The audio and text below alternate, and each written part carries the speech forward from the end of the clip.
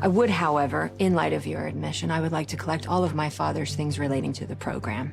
Hello, welcome back to another episode. As the show gains momentum, the main distinction that stands out is the existence of Janice Cavallicci, a long-arc nemesis who works against the QL team. In contrast, Sam and Al in the original series just had a simple assignment to complete and no real enemies to contend with. When Beth confronts Janice about her lack of confidence in her talents on Quantum Leap Season 1 Episode 3, Janice not only takes and sets up technology that could directly affect the QL project and Ben's ability to go home, but she also drugs her own mother to get to it.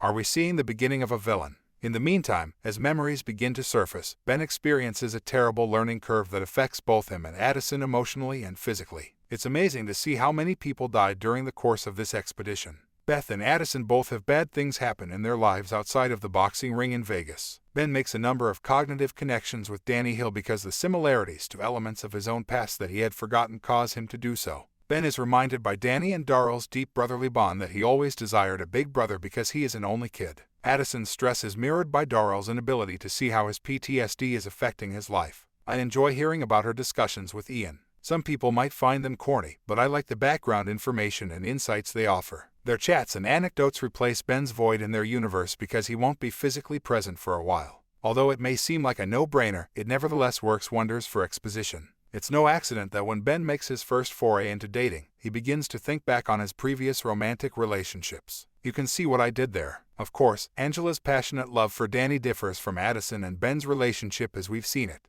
To be fair, the relationships of the couples are in extremely various phases. Ben's mind does, however, get a decent jumpstart to recalling who Addison genuinely is to him between being showered with kisses and being struck by the world middleweight champion. Playing a character who is constantly anxious and in pain never works out when a show first premieres. I'm specifically thinking of Paula Malcolmson's portrayal of Amanda Greystone in Caprica on Sci-Fi. Playing a lady whose life plans have been upset is not an easy chore for Caitlin Bassett.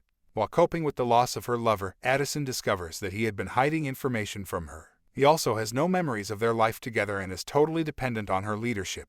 The Addison and Ben leaping relationship is being worked on in the writer's room to include some friendly banter and fun. It's tough to establish that kind of rhythm in a relationship that is fundamentally a marriage, and I understand that viewers of the first series miss the banter between Al and Sam. I don't think Addison and Ben will ever be able to maintain that comic pace. It deviates too much from their true bond. But now that Janice is in possession of Al's old Ziggy handling, Ben might soon have a new opponent with whom to argue. Speaking of sparring, it's a leap to think that someone could pick up competent boxing with their non-dominant hand in a single training session. However, Sam Beckett used to do it frequently in the past. Anyone else notice how Ben can talk to Addison unnoticed while Daryl is only a few feet away, but a whispered remark from across the gym sends Big Brother into a rage. It's only a small criticism, but given that it's the 1970s, Danny ought to be drawing much more attention with his seeming self-chatter. When Ben begs Darryl to get help and take care of himself, and then turns around and asks Addison for the same thing, it's a great example of how lives are connected. When Ben begs Darryl to get help and take care of himself, and then turns around and asks Addison for the same thing, it's a great example of how lives are connected.